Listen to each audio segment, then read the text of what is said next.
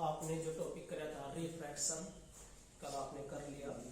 यदि कोई आपसे रिफ्रैक्शन के बारे में पूछता है रिफ्रैक्शन क्या है, तो आप क्या बताओगे बेटा कि म्यू बराबर है sine i by sine r या म्यू बराबर है सी बाय वी। ठीक है, ये प्रूफ कर दिया, तो ये आपका लॉ ऑफ रिफ्रैक्शन प्रूफ हो जाता है बेटा। आज जो हम कर रहे हैं बेटा, टॉपिक तो आपका है कोहेरेंट सोर्स ऑफ लाइट, उसके बाद इंटरफेरेंस है बेटा। लेकिन इंटरफेरेंस में ना एक प्रिंसिपल यूज होता है जिसका नाम है सुपरपोज प्रिंसिपल। हालांकि सिलेबस से हटा रखा है, लेकिन बेटा हमने करना पड़ेगा क्योंकि ये टॉपिक बेसिक है। तो बेटा सुपरपोज प्रिंसिपल इंपॉर्टेंट है। वेव में बेटा ये हम कर रहे हैं superpose principle. Superposition principle, superposition principle ये आपने बेटा इलेक्ट्रिसिटी फर्स्ट जो चैप्टर आपका उसमें भी कर रखा है। सुपरपोजिशन प्रिंसिपल वहां भी कर रखा है कि एक सिस्टम ऑफ चार्ज के कारण टोटल फोर्स होने गिवन टेस्ट चार्ज बराबर होती है ना भाई सम ऑफ द इंडिविजुअल फोर्सेस। ठीक है ना, तो यहां क्या था बेटा, वो अलग मैटर है। ये सुपरपोज प्रिंसिपल वेव में है बेटा। यह बात तो आपने देखी भी है, जब आपकी सुबह प्रेयर होती है, अभी तो चलो बंद है कोरोना में, बट जब प्रेयर होती है बेटा 20 बच्चे हैं और एक जगह 100 बच्चे हैं, तो 100 बच्चों की आवाज दूर तक जाएगी ना, 20 की कम जाएगी। क्या है वो क्या है बेटा कि और एक कमरे में है ना 30 बच्चे बैठे, कोई कुछ बोल रहे हैं, कोई कुछ बोल रहे हैं, कोई कुछ बोल रहे हैं, एक आदमी कुछ नहीं सुनाई देगा। ये भी सच्चाई है। क्यों? यदि लय में बोलेंगे तो इसका मतलब सब की वेव। देखिए बेटा, ये जो वेव है इस तरह बेटा, ये वो कंपैरिजन किया है। हालांकि बेटा वो जो साउंड वेव है कौन सी है, लॉन्गिट्यूडनल। हम बात कर रहे हैं ये कौन सी है, ट्रांसवर्स। हम ट्रांसवर्स की बात करें, बस कंपैरिजन किया बेटा कि जब एक रूम में हम 10 बच्चे बोलते हैं तो बेटा आवाज एक लाइन में बोलोगे तो दूर तक आवाज जाएगी और सुनाई भी दे कि अगले को क्या बोल रहे हैं। लेकिन एक कमरे में 30-12 बच्चे हैं और कोई कुछ बोल रहे हैं, मैं चुप, कोई सा नहीं है, तो किसी को पता लग गया कौन क्या बोल रहे हैं। उसका रीजन क्या बेटा, उसका रीजन है कि किसी मीडियम, बेटा ये आप सभी ने पढ़ रखा है, वेव है, सिंपल हार्मोनिक मोशन पढ़ रखा है +1 में SHM। इसका मतलब क्या होता है बेटा, ये जो वेव है यहां से यहां क्या होता है, ये टाइम पीरियड T कंप्लीट चक्कर। ठीक है, टाइम पीरियड होता है बेटा ये। और ये क्या होता है बेटा, ये क्या है, ये क्या होता है बेटा, क्या कहलाता है ये, एम्पलीट्यूड। क्या कहलाता है बेटा, एम्पलीट्यूड। क्या कहलाता है बेटा, ये एम्पलीट्यूड। एम्पलीट्यूड का मतलब है मैक्सिमम डिस्प्लेसमेंट में जो पार्टिकल है ना वो कितनी ऊपर गए और कितनी नीचे, अबाउट द मीन पोजीशन। भाई अपने मीन पोजीशन तक कितना ऊपर और कितना नीचे डिस्प्लेसमेंट कर रहे हैं बेटा, तो that displacement is called amplitude maximum. और यह वेव के बारे में हमने रिप्रेजेंट कर रखा, भैया वेव है, इसका डिस्प्लेसमेंट कितना, y1 बराबर है a sin omega t, a sin omega t। क्या वेव ले ली बेटा, a क्या है, एम्पलीट्यूड। क्या होता है बेटा, एम्पलीट्यूड होता है। या फिर क्या बोलते हैं बेटा, इसको बोलते हैं पीक वैल्यू। क्या बोलते हैं बेटा, पीक या फिर मैक्सिमम वैल्यू। और ये क्या है, डिस्प्लेसमेंट, इंस्टेंटेनियस डिस्प्लेसमेंट। इंस्टेंटेनियस का मतलब है जब एक पार्टिकल किस में चल रहा है, SHM में, सिंपल हार्मोनिक मोशन, या फिर आपने कह दो पेंडुलम ऐसे, तो वो कहां जाएगा, ये वाली पोजीशन क्या होती है, एक्सट्रीम, ये वाली क्या होती है, मीन। तो ऐसे बेटा vibrate, move to and fro back, move to fro back about the mean position. तो ऐसी जो मोशन थी बेटा हमने पढ़ी थी, वो मोशन जो थी ऑक्सीलेटरी मोशन। ठीक है ना, ऑक्सीलेटरी मोशन थी बेटा। तो यहां पर हमने क्या कि भाई क्या बेटा, डिस्प्लेसमेंट कौन सी वेव का, पहली वेव का डिस्प्लेसमेंट आया जो क्या है मैक्सिमम डिस्प्लेसमेंट या फिर पीक वैल्यू, एम्पलीट्यूड, ये बोल दीजिए। ये ओमेगा क्या है बेटा, सभी को बताना चाहिए, क्योंकि कोई भी चीज चल रही है सर्कुलर पाथ में किसके साथ, एंगुलर वेलोसिटी, एंगुलर वेलोसिटी के साथ है। और angular velocity into time displacement. बेटा ये कैसे बने बेटा, इसका असली मतलब तो ये है जब कोई पार्टिकल इसमें ऐसा चल में चलता है बेटा, क्योंकि टाइम पीरियड कितना टी है, हमेशा टी रहेगा। एक चक्कर काटो या 20 चक्कर काटो या 100 चक्कर काटो बेटा, टाइम कितना रहेगा फिक्स। एक चक्कर के लिए टाइम टी है, दूसरे चक्कर के लिए भी टाइम टी होगा, 50वें चक्कर के लिए भी टाइम कितना होगा उसका, टी रहेगा। तो यहां से देखिए बेटा, यहां से चला एक पार्टिकल ए से कहां पहुंच गया बेटा, बी पॉइंट में पहुंच गया। कितना एंगल ट्रेस करा हमने, थीटा।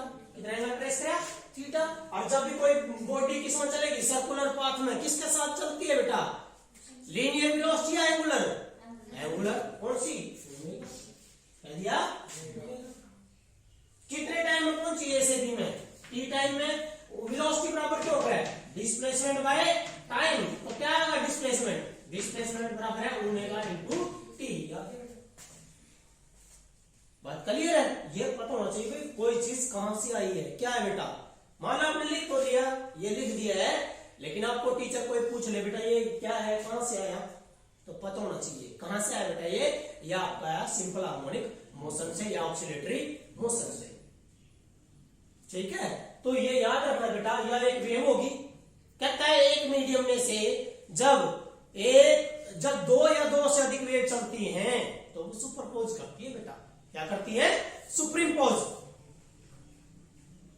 दो तरीके होते हैं सुप्रीमपोज करने के। देखिए बेटा, इस वेव का ऊपरला हिस्सा इसको बोलते हैं बेटा क्रस्ट। क्या बोलते हैं बेटा, क्रस्ट। और इसको बोलते हैं बेटा ट्रफ। ये क्रस्ट होता है, ये ट्रफ होता है। ठीक है बेटे, अब चलते हैं। एक तो वेव क्या होगी, कहता है दूसरी वेव क्या है बेटा, एक क्या वेव होगी, इसका एम्पलीट्यूड ज्यादा है भाई, एम्पलीट्यूड ज्यादा तो कितना है b, तो यहां वेव कितनी हो जाएगी, y2 बराबर है b sin ओमेगा। आ गया बेटा, दो वेव होगी।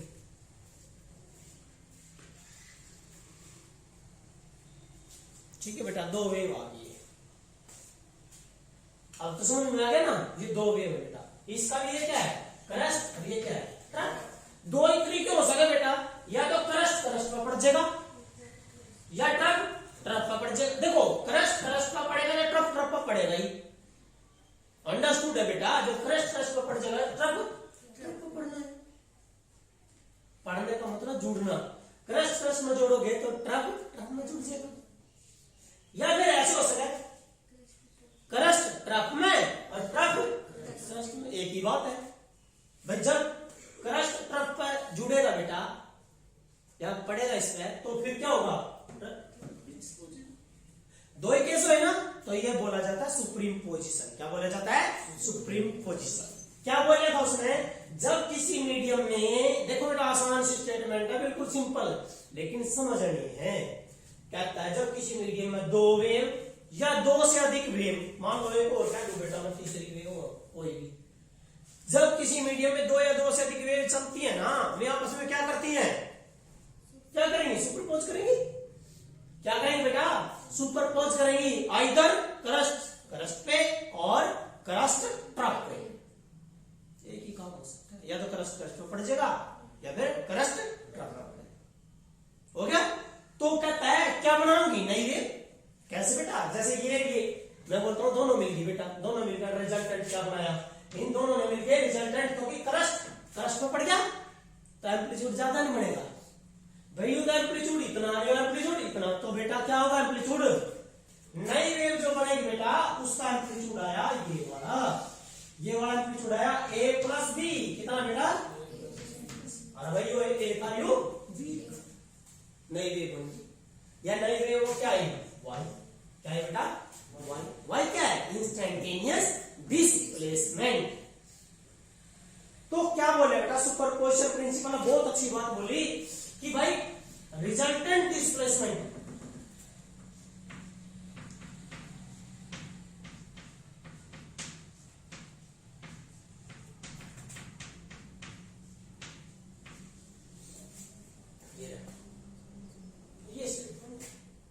ये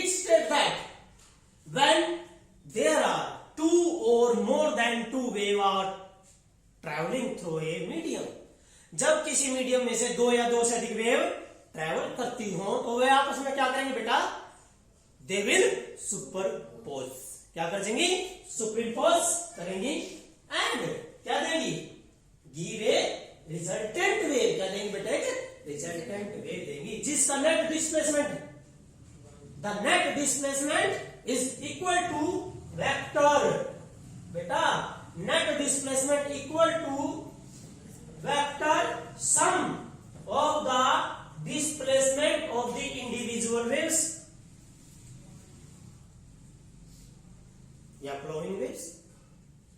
बेटा क्या बोले, देखिए जब किसी मीडियम में से क्या आता है, जब किसी मीडियम में दो या दो से अधिक वेव चलेंगे ना, दो, क्योंकि सुपरपोज तो दो ही करेंगे, एक तो करंट थोड़ी बेटा, यदि एक ही मीडियम एक ही वेव है, यदि मैं अकेला बोल रहा हूं तो सबने सुनाई देगा, अच्छी तरह सुनाई देगा, लेकिन आप भी बोलने लग जाओ बेटा, फिर तीसरे आदमी ने कुछ यदि जो ज्यादा बोले वो ज्यादा सुनाई देगा, थोड़ा बहुत समझ गए ना। इसका मतलब क्या है, जब किसी मीडियम में बेटा कितनी वेव, दो या दो से अधिक वेव क्या करती है बेटा, ट्रेवल करती हो तो वो क्या करेंगी, सुपरपोज कर देंगी, सुपरपोज करने के बाद क्या देंगे, एक नई वेव बनाऊंगी, उस वेव का नेट डिस्प्लेसमेंट बराबर होगा इक्वल टू वेक्टर सम, बेटा नेट डिस्प्लेसमेंट, रिजल्टेंट वेव का net displacement equal to vector sum of the displacement of the individual waves. बस ये बड़ा स्टेटमेंट और बहुत अच्छा है कि करंट, जब एक और देखो बेटा, करस्ट पर पड़ेगा, दो ही तरीके हो सकते हैं, या तो करस्ट पर या फिर करस्ट ट्रफ पर। करस्ट पर पड़ गया एम्पलीट्यूड क्यों गया ज्यादा, अरे एम्पलीट्यूड ज्यादा हो गया, यह बात तो सभी ने पता बेटा, जब एम्पलीट्यूड ज्यादा हो जाता है तो इंटेंसिटी मैक्सिमम, क्योंकि मैंने पहले बताया था बेटा इंटेंसिटी डायरेक्टली प्रोपोर्शनल होता है एम्पलीट्यूड के स्क्वायर के, इंटेंसिटी डायरेक्टली प्रोपोर्शनल होती है बेटा एम्पलीट्यूड का स्क्वायर, आसान सी बात है। इंटेंसिटी क्या हो जाएगी मैक्सिमम, कब, जब करस्ट पर पड़ा तब, तो उस प्रकार के इंटरफेरेंस को कहा जाता है कंस्ट्रक्टिव, क्या कहा जाता है, कंस्ट्रक्टिव, कंस्ट्रक्टिव का मतलब है ब्राइट, क्या बेटा, ब्राइट फ्रिंजेस, ब्राइट बनेंगे। यही बात कह दूं मैं, यदि उल्टो हो जाए बेटा, किस पर पड़ जाइए, तो क्या हो जाएगा, बी माइनस ए, क्या होगा, बी माइनस ए, घट क्या घट रहेगा, मतलब बेटा कम होगा, तो एम्पलीट्यूड इंटेंसिटी क्या होगी बेटा, कम, ठीक है ना। तो हमेशा याद रखना इंटेंसिटी मैक्सिमम तब होगी जब एम्पलीट्यूड मैक्सिमम, एम्पलीट्यूड मैक्सिमम कब होगा बेटा, कब होगा, जब करस्ट में ट्रफ,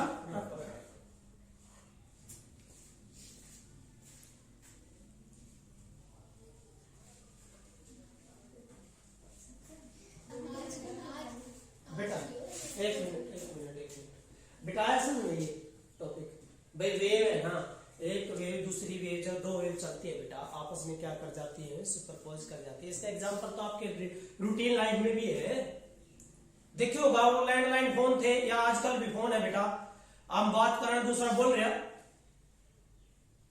बात एक किलो चल रही, कोई और विजुअल बात कर रहे हैं,